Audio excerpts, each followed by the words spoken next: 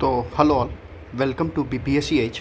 तो आज हम इस वीडियो में देखेंगे रिसेंटली हमारे पास्ट वन से लेके 2 साल के बीच में कुछ ऐसे टर्म्स हैं जो हमें पता होना चाहिए, जो आने वाले कमिंग एग्जामिनेशन में स्टेटमेंट वाइज क्वेश्चन में आ सकता है। कोई भी पीसीएस एग्ज़ाम हो, किसी भी स्टेट की एग्ज़ाम हो, यूपीएससी हो, तो उसमें ये क्वेश्चन आ सकता है जो कि बेसिकली बेस्ड है इकोनॉमी के ऊपर। हमने रिसेंटली में ऑरेंज इकोनॉमी सुना, ब्लू इकोनॉमी हमने सुना, ठीक है। तो रिसेंटली तो पहला इकोनॉमी जिस पे हम डिस्कस करेंगे, जो टर्म है इकोनॉमी का, वो है केयर इकोनॉमी।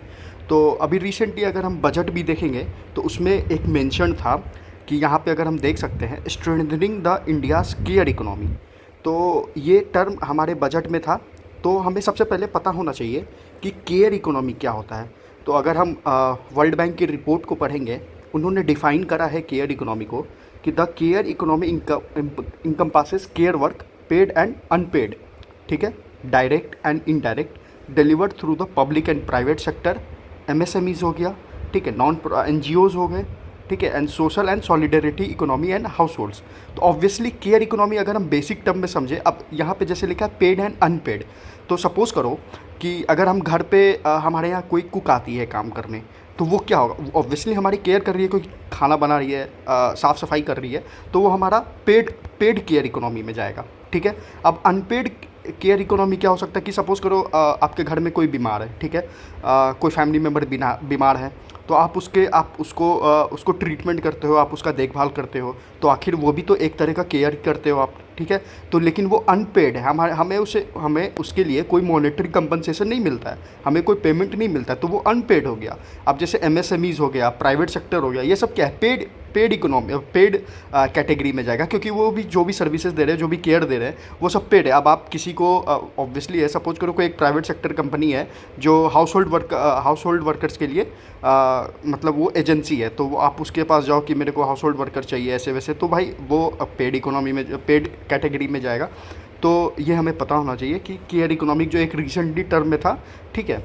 तो ये पहला इकोनॉमी है। और रिसेंटली अगर हम देखें भी, एक पीआईबी की रिपोर्ट भी है, उसमें उन्होंने कहा है India is undergoing a rapid demographic transition with the elderly population 60 years and above projected to more than double from 100 million in 2011 to 230 million in 2036।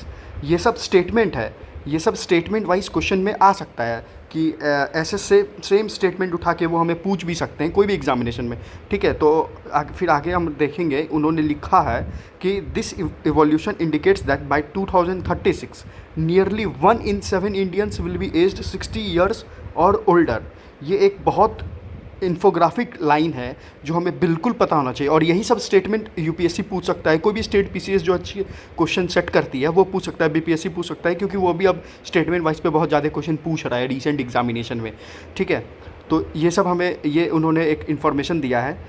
और इसमें भी देख लो आप, strengthening the India's care economy, उन्होंने एकदम बजट में भी मेंशन करा है कि a strong care ecosystem covering geriatric and allied care service will be build, ठीक है। A variety of NSQF aligned programmes will be developed to train multi skilled caregivers combining 1 crore care and allied skill, ठीक है। एक वो care ecosystem ही बनाने जा रहे हैं पूरा, ठीक है। उन्होंने अपना डेमोग्राफी देखा कि हमारा डेमोग्राफी कैसा होने जा रहा है, तो उस हिसाब से उनको एक केयर इकोसिस्टम भी चाहिए, ठीक है। इसमें देखो कि उन्होंने एक डेमोग्राफी ट्रांजिशन देख रहे हैं कि हमारे कमिंग जो भी हमारा कमिंग समय है 2036 से 230 मिलियन पीपल एल्डरली होंगे, तो भाई हमें उतना ज़्यादा केयर गिवर प्रोड्यूस भी करना पड़ेगा, ये हमें कॉमन सेंस लगाना पड़ेगा, ठीक है। और उन्होंने कहा है कि फंडामेंटल रीस्ट्रक्चरिंग चाहिए कंट्रीज़ के पॉपुलेशन कंपोजिशन में। जितना ज़्यादा एल्डरली पॉपुलेशन होगा उतना ज़्यादा हॉस्पिटल चाहिए होगा, उतना ज़्यादा केयर गिवर चाहिए होगा। तो इन्होंने साफ साफ लिखा है कि स्ट्रॉन्ग केयर इकोसिस्टम हमें चाहिए, ठीक है। तो ये एक पहला हुआ। दूसरा रिपोर्ट में हम जाएंगे तो ये है सिल्वर इकोनॉमी, ठीक है। एक ये इंटरनेशनल लेवल ऑर्गेनाइजेशन की रिपोर्ट है, ये भी रिसेंटली न्यूज़ में था, सिल्वर इकोनॉमी। तो हमें पूछ सकता है कोई भी एग्ज़ाम में, प्रीलिम्स के एग्ज़ाम में, कि व्हाट इज़ सिल्वर इकोनॉमी, और स्टेटमेंट में तो हमें पता होना चाहिए कि सिल्वर इकोनॉमी क्या है।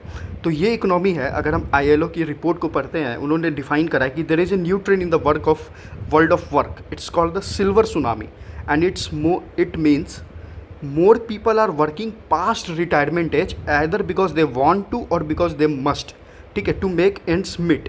तो सिल्वर इकोनॉमी वैसा इकोनॉमी है जो एल्डरली जो पीपल हैं वो जो इकोनॉमी में कंट्रीब्यूट कर रहे हैं, जो आफ्टर रिटायरमेंट बेबी 60+ ईयर के पास जो रिटायरमेंट कर रहे हैं, तो वो जो भी अर्निंग कर रहे हैं, ठीक है।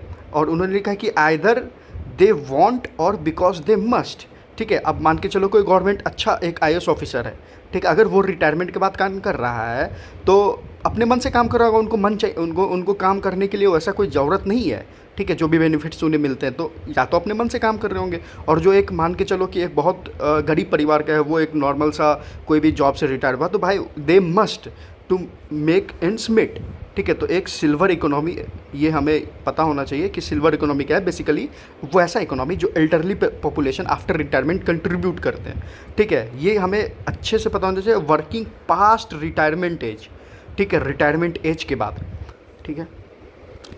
तीसरा इकोनॉमी आज हम देखेंगे, ठीक है, और वो है ब्लू इकोनॉमी। ये तो सभी को जानते हैं कि ब्लू इकोनॉमी, मैं इसे अभी इसलिए बता रहा हूँ क्योंकि ये एक्सप्लेन करने का भी ज़रूरत नहीं है कि रिसेंटली मैं इसलिए पहले तो इस रिपोर्ट को पढ़ रहे जो वर्ल्ड बैंक डिफाइन करती है ब्लू इकोनॉमी को, कि the blue economy is sustainable use of ocean resources for economic growth, ठीक है, economic growth, improve livelihoods and jobs and ocean ecosystem health. तो ऑब्वियसली हमें पता है मैरीन के लिए, ठीक है।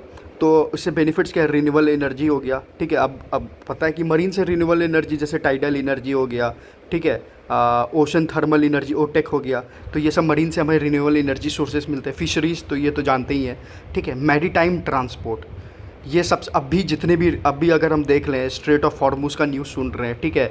ईरान हमला कर रहा है जितने भी स्ट्रेट ऑफ हॉर्मुज़ में है, तो उससे क्या हो रहा है भाई, अभी जितने भी एलपीजी सिलेंडर का इशू आ रहा है, पेट्रोलियम का इशू आ रहा है, शॉर्टेज हो रहा है, ये सब जो न्यूज़ चल रहा है, तो ये सब बेसिकली किसके लिए चल रहा है, मैरीटाइम ट्रांसपोर्ट। तो एक ब्लू इकोनॉमी हमारे लिए बहुत बड़ा एक कह सकते हो कि इंपॉर्टेंट टर्म हो जाता है, जो हमें पता होना चाहिए, क्योंकि मे बी क्वेश्चन फ्रेम हो सकता है, क्योंकि मैरीटाइम ट्रांसपोर्ट डिस्ट्रप्शन है हमारे पूरे जो ग्लोबल इकोसिस्टम को पूरा डिस्टर्ब करके रखा है, ठीक है। और टूरिज़्म में हो गया, ठीक है, वेस्ट मैनेजमेंट में हो गया, और क्लाइमेट चेंज जो उसके चैलेंजेस हैं। तो ये इकोनॉमी मेरे को उतना ज़्यादा एक्सप्लेन कर रही है, ये सभी जानते हैं, ठीक है। और लास्ट इकोनॉमी है कि ऑरेंज इकोनॉमी, ठीक है, ऑरेंज इकोनॉमी, ये भी सब सुने ही होंगे, ठीक है। ऑरेंज इकोनॉमी में मोस्टली ये जानते होंगे कि हाँ टीवी हो गया, इंटरटेनमेंट हो गया, फिल्म हो गया। तो पीआईबी की रिपोर्ट अगर आप पढ़ोगे तो उन्होंने डिफ़ाइन करा है कि the creative economy include industries where value is generated primarily from creativity, culture, technology, intellectual property, ठीक है। It includes media and entertainment, ठीक है, एनिमेशन एंड विजुअल इफेक्ट्स, ये सब भी कंपोनेंट क्रिएटिव इकोनॉमी या ऑरेंज इकोनॉमी में आ रहे हैं, ठीक है। विजुअल इफेक्ट्स हो गया, गेमिंग हो गया, लाइव कल्चरल एक्सपीरियंसेस, ये सब भी है, ठीक है। ये सब हमें याद रखना होगा कि एक क्वेश्चन ऐसा फ्रेम कर सकता है, यूपीएससी हो गया या बीपीएससी हो गया, कोई भी स्टेट पीसीएस, कि 3-4 ऑप्शन दे देगा, ठीक है, और उसमें बोलेगा कि इनमें से कौन कौन क्रिएटिव इकोनॉमी में आते हैं, ठीक है। और ये ऑप्शन दे देगा कि चलो मीडिया एंड इंटरटेनमेंट हो गया, एनिमेशन विजुअल इफेक्ट्स हो गया, गेमिंग हो गया, लाइव कल्चर एक्सपीरियंसेस हो गया, ठीक है, डिजिटल कंटेंट प्लेटफॉर्म्स हो गया, जो नेटफ्लिक्स ये सब हम लोग देखते हैं, प्राइम हो गया, ठीक है, and platforms that operate across border at scale, ठीक है। उन्होंने कहा है कि these are not peripheral cultural pursuits, they are technology intensive, globally tradable sectors embedded with modern services economies and international value chains. अब जो क्रिएटिव इकोनॉमी एक सिर्फ एक कल्चरल परस्यूट्स है, वो टेक्नोलॉजी इंटेंसिव होता है भाई। अब जो फिल्म है, मान के चलो एक कोई भी मार्वल का फिल्म उठा लो, ठीक है भाई, उसमें कितना सीजीआई लगता है, ठीक है, हम लोग सब जान रहे हैं कि उसमें कितना सीजीआई यूज्ड होता है। तो ये सब टेक्नोलॉजी इंटेंसिव है, ठीक है। और उसमें कुछ डेटा दे रखा है, ये सब डेटा उतना इंपॉर्टेंट नहीं है। तो अगर हम इसमें एक क्वेश्चन भी फ्रेम कर ले, देखें, सपोज़ करो कि ऑरेंज इकोनॉमी में हम लोग एक क्वेश्चन है, इसमें क्या है कि it is also known as creative economy, ठीक है। It is the knowledge based economic activities which the creative industries are based, ठीक है। Waves 2025 is the first world audio visual and entertainment summit hosted by the government of India. तो इसमें से कौन सा statement चाहिए भाई? तो पहला स्टेटमेंट सही है। दूसरा, हमें पता है कि नॉलेज बेस्ड इकोनॉमिक एक्टिविटीज़ है, टेक्नोलॉजी इंटेंसिव एक्टिविटीज़ है, उन्होंने यहाँ पे लिखा हुआ है कि दे आर टेक्नोलॉजी इंटेंसिव, ठीक है, नॉलेज बेस्ड है। एंड वेव्स 2025 जो रिसेंटली जियो कन्वेंशन सेंटर मुंबई में हुआ था, वो हमारा पहला समिट था जो गवर्नमेंट ऑफ इंडिया ने होस्ट करा था, तो इसमें सभी स्टेटमेंट सही हैं। ठीक है, तो ये कुछ इकोनॉमिक्स के टर्म्स थे जो रिसेंटली न्यूज़ में थे, हमें पता होना चाहिए। ठीक है, और ब्लू इकोनॉमी में हमें पता है कि जो सस्टेनेबल डेवलपमेंट गोल 14 है वो किससे डील करता है, वो लाइव बिलो वाटर से डील करता है। ठीक है, तो ये सब हमें पता होना चाहिए कि होप और इसमें भी आपने देख ही लिया कि जो हमारा डेमोग्राफी के ट्रांजिशन है उससे केयर इकोनॉमी में हमें बहुत सारे ध्यान हो चाहिए। और मैंने प्रीवियस वीडियोस में भी कहा, अपने वीडियो में एक्सप्लेन करा है कि अभी रिसेंटली एक आरबीआई का रिपोर्ट भी आया था जिसमें उन्होंने कहा भी था कि कौन सा हमारा एजिंग स्टेट है, कौन सा हमारा यूथफुल स्टेट है। ठीक है, तो आप मेरा पीछे का वीडियो जाके देख सकते हो, उसमें मैंने एक्सप्लेन भी करा था। तो hope if you like this video please like and subscribe. मिलते हैं अगले वीडियो में।